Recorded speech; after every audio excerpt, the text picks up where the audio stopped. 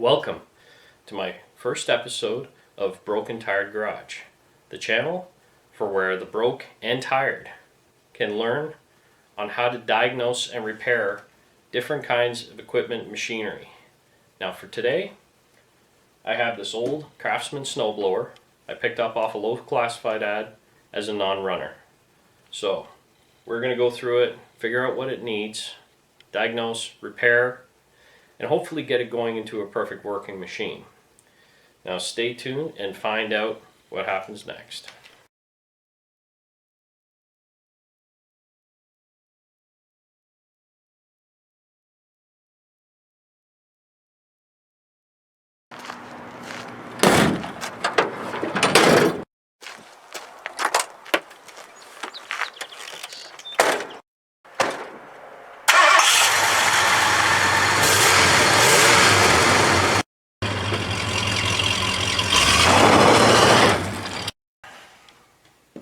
Now the first step when repairing any piece of machinery is not only just finding out what's wrong with it, but first and foremost, finding out if you can get parts. Now there's a few things you need to check out on the machine prior to looking up anything, and I'll show you what that is. Now, a few basics is, 1, manufacturer of the machine, model of the machine. Now, more important than that are these little tags here that can give you a whole whack of information. Now there's the model number from Sears. Now funny enough, this machine has 2 numbers right there, and it's almost like if it was 2 different machines put together. Now the engine's made by Tecumseh, but that's not enough to know. There's a label right on the side of the motor. I don't know if you could see it. Right there. And that's the most important tag when it comes to repairing an engine. And it gives you all the details you need in order to look up any kind of parts. Now buying this machine, I know it didn't run. So it felt like it had compression, but we need more than that in order for an engine to run. So I'm going to check for spark. So what I got here is the spark plug wire I took off. And I'm going to put a screwdriver in there. I'm not going to jam it in there. I'm just going to get enough to get some contact in there.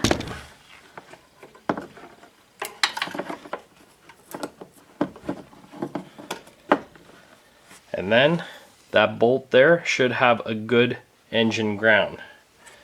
Now I should be able to pull that cord and see a spark. Now it might be difficult to see. I'm going to turn off a light so you can see it better.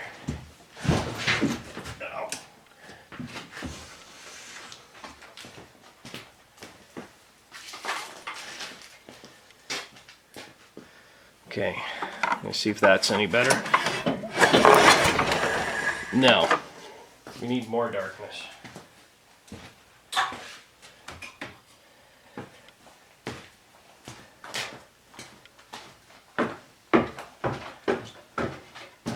Man, I have too many lights on in here. There we go. Ow. Now I can't see what I'm doing. Okay, drive-by feel here.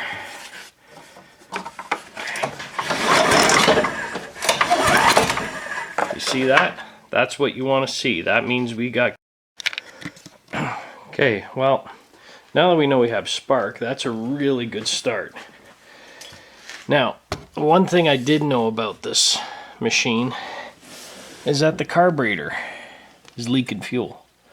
This valve right there. Oh, right there. You just look at it the wrong way and it's leaking fuel. And we can't have that. So I was going to order a carburetor kit, but they had a whole new carburetor on Amazon, and I'm going to try that. But for now, tonight, We are going to drain the fuel out of the fuel tank because who knows how old that fuel is. It smells at least seasoned old. I don't know how much is in there. So, best thing to do is get it out of there and get the new carburetor. We're going to take that line there. We're going to cut it. We're going to put a valve in there. And then we're going to try and add a fuel filter onto that. That's going to help any kind of impurities getting stuck in the new carburetor.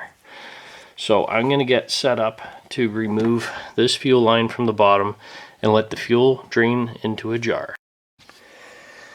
Okay, so I got my pliers here. There's a spring clamp right there. Can move it out of the way. And now when you get these old fuel lines, sometimes they're really dry and rotted, so you got to be prepared that you may have to replace it. But I'll just give it a little twist. I'm not grabbing on it really hard, just enough to get it loose. Whoops. And then I can dump it into a container. I have an old pickle jar here, which will work perfectly for our purposes. So, well, so far the gas doesn't look that bad. It just smells old. But we'll let that drain out. Okay, so I'm all set up here to start taking the carburetor off. I just received my new carburetor this week, so I think we're going to change it out. So I'm going to start by removing this rod here. Now I'm just going to lean the camera over. There's a cotter pin that attaches right there. You move that aside. And then you can pull that rod right out, give us more space. Now, like I said, I already went through all this and I saw a whole bunch of missing screws, so I'm going to have to find some screws. But here is a screw there. But before I even go further here, I should probably remove the choke knob. Just use a flathead screwdriver to pry that off. And here's the actual key. And then another screw. Grab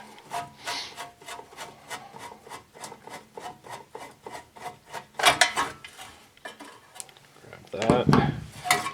And now we can access our carburetor. Now, if you can see it right there, there's just a connector. You pull that off, and that hooks into our kill switch. So move that aside. And this is our carburetor setup. There's not much to it. We have a primer line there. This is our choke actuation there. And we actually have our throttle there. That's connected to our governor. And yeah, so we could start taking it off. There's a fuel line on the other side. But let's see if we could loosen it up first. Probably take that guy off.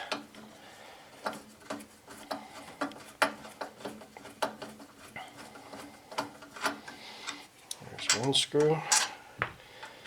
May want to leave that in there so it doesn't fall off. There's another screw at the back. There's only two screws that actually hold the carburetor on. There's a nut on either side. So I'm securing the carburetor with one hand, loosening the screw with the other.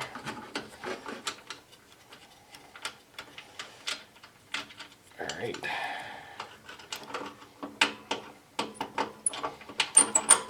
So I'm just going to work those screws out.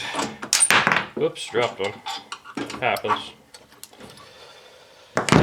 Okay, so this probably gives you a little better view of that other fuel line.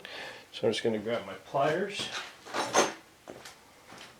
I'm going to release the little spring clamp behind there.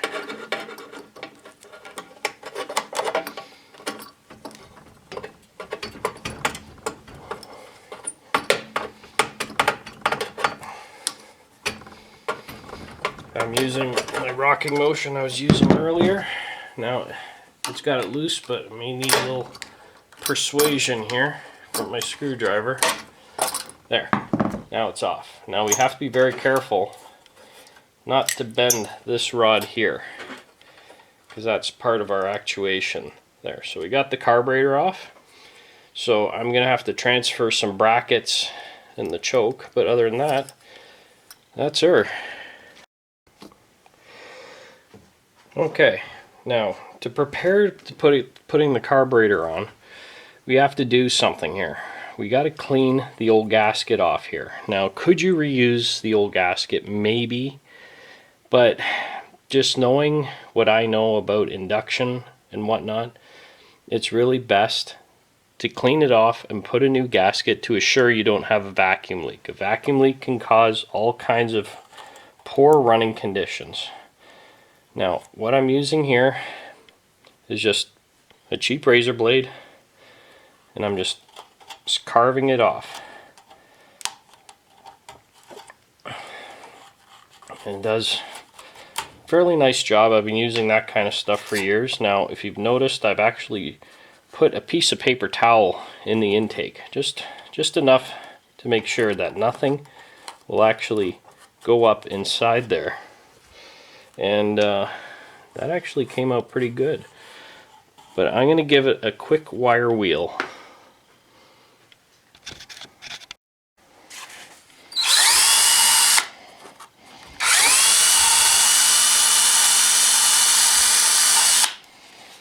That should do it.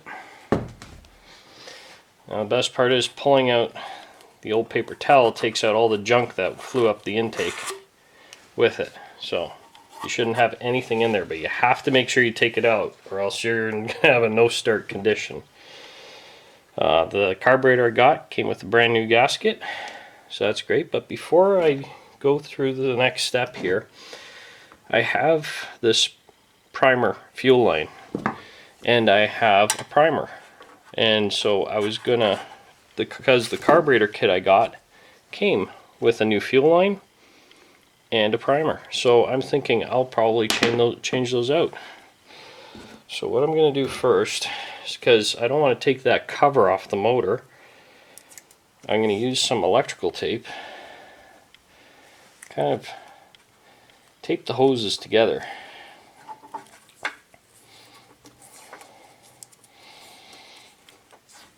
And then that way I can pull out the old one, and then boom, we got the fuel line coming out the top there. So that's all good now. So just gotta take that off. Okay, that new primer should just snap into place like so. And we got the new fuel line there, so let's put in our new carburetor. I got the gasket lined up, and maybe I should get that fuel line on first. Sounds like a plan.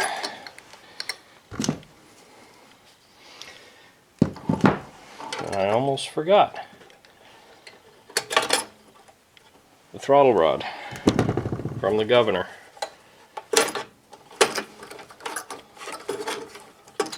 So we're going to grab a hold of that clamp, move it back into place.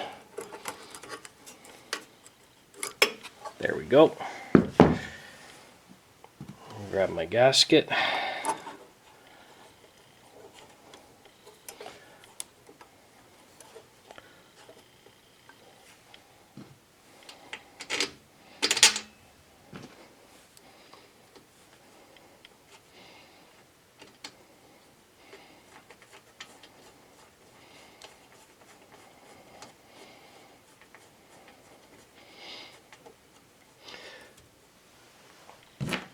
Okay, so I'll finish up putting that together. Okay, I've hooked up the carburetor. Everything looks pretty good. The only thing I noticed is the actual linkages here. They're a little sticky, so I'm going to throw a little bit of oil onto the pivots get things moving again. Now that is just some engine oil I have to get everything going.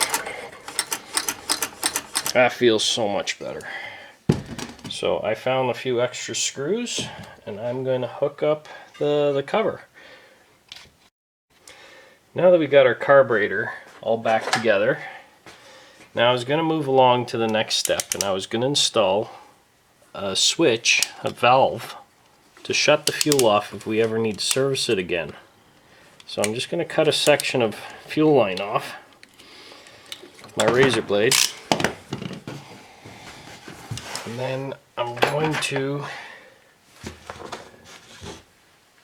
attach it. Now the carburetor kit came with this nice little valve, which is going to be wicked for what we need. Also came with a bunch of clamps, which makes it going to make it for a nice install. Okay, there's one. Take that clamp off.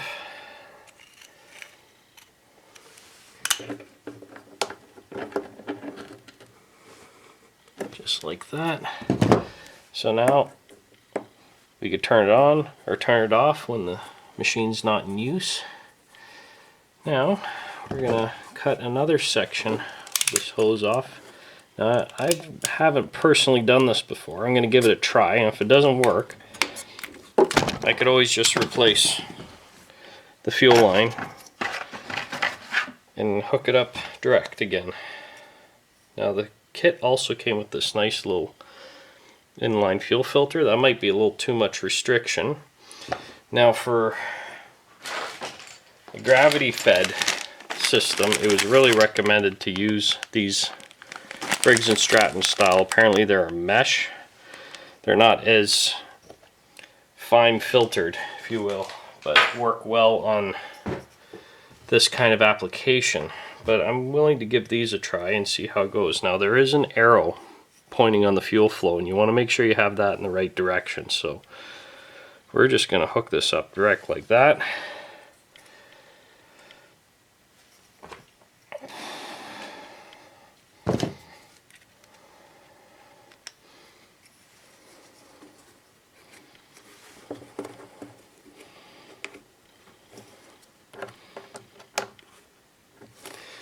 I'm just going to leave those fuel lines off the filter for now until I know that it works.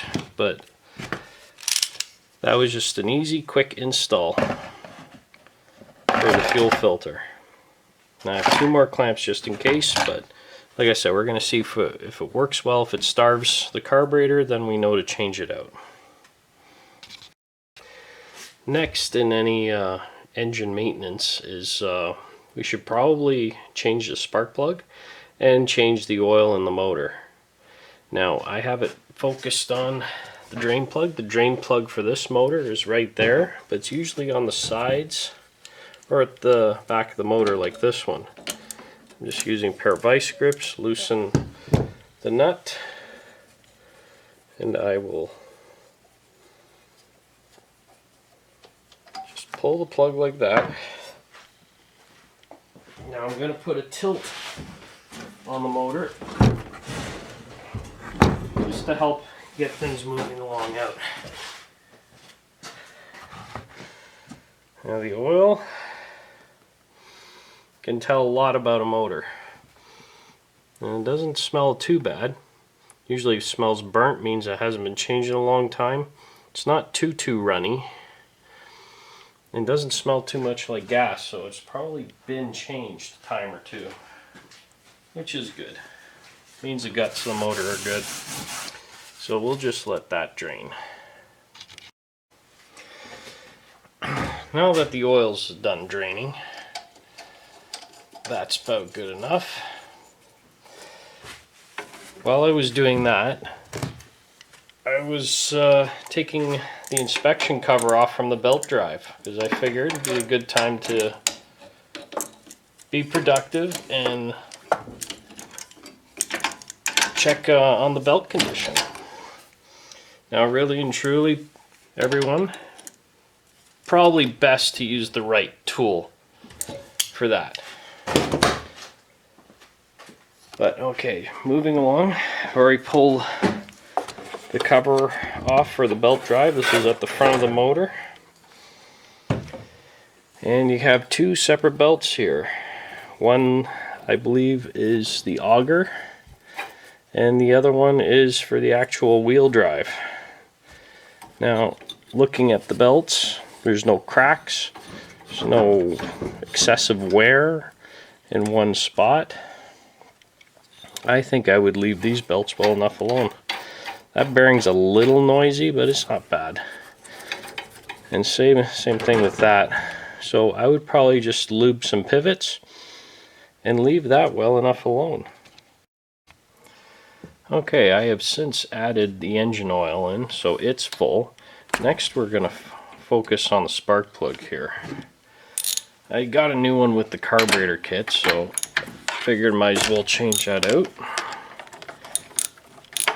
So what I have here is a 13/16 socket, specifically a spark plug socket. Just makes it easier for removal than using a conventional socket. Now, next thing you got to do before you do anything is check the spark plug gap. Now, what I have here is a coin style spark plug gapper, and this is probably by far the least expensive and probably most accurate way of gapping your spark plugs.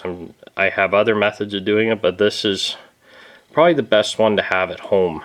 So I've already checked the spark plug. Now the gap is huge. It's around 47 thou. Now, from what I understand, the service manual states that this plug should be at 30. So I'm going to gently tap it against something hard, close the gap, recheck it. Close it a little bit more, now 43.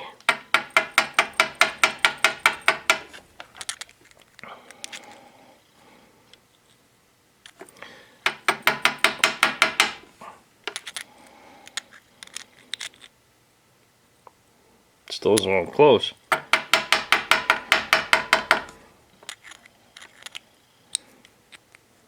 Now we're getting closer. It's just about 36. 30. Nope. That's 32.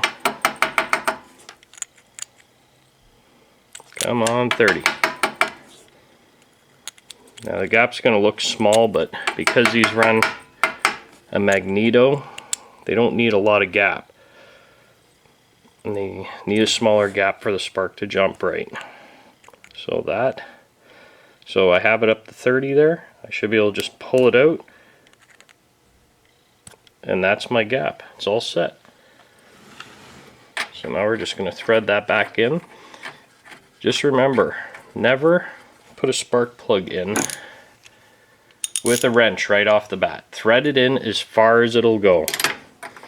Hopefully until that little washer touches the head. Now there is a torque spec for it. I just give it just enough to crush that little washer at the bottom of the spark plug. This one right here. You should be able to just feel that, just crush, and then it gets really tight. But just use a feel. If not, use a torque wrench.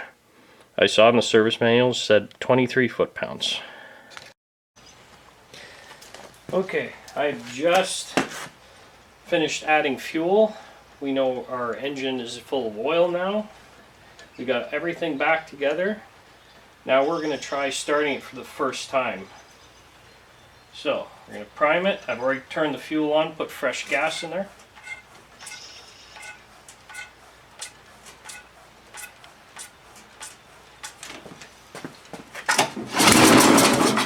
Oh, that sounded good.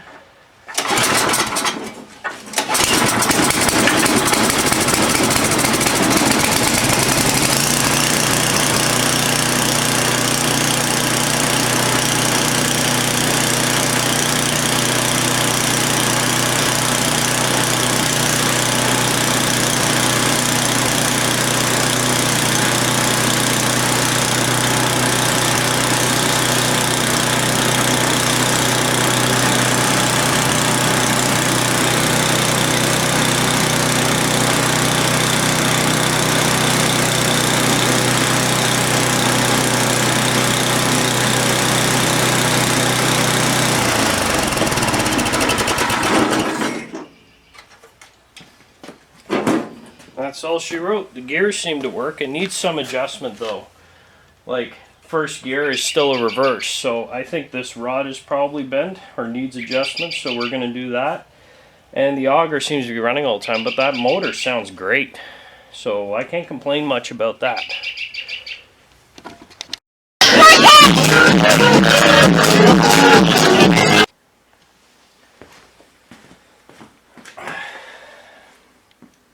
Now this concludes my first episode of Broken Tired Garage. I'm going to affectionately call this machine Frankenstein because I'm convinced that it's made up of two different kinds of machines. However, I do believe the main reason why it wouldn't start was a fueling issue. Aside from a carburetor leak, it probably had some plugged circuit inside the carburetor, but replacing the carburetor took care of that. Engine compression felt good, properly, should be checked with a compression tester. Engine oil looked good.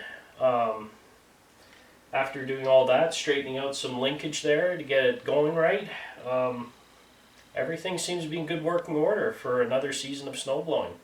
So other than cleaning it up, it's good to go. So I want to thank you for watching, and keep watching. Anytime I get some new machinery to work on or anything, I'm going to try and make some videos. A little bit about myself. I've been turning wrenches for over 20 years. I'm an automotive mechanic by trade. I just tinker around with machinery just for fun. I have 2 kids, a wife, and a mortgage, and yeah, I'm broke and I'm tired, hence the name of the channel. Thanks for watching.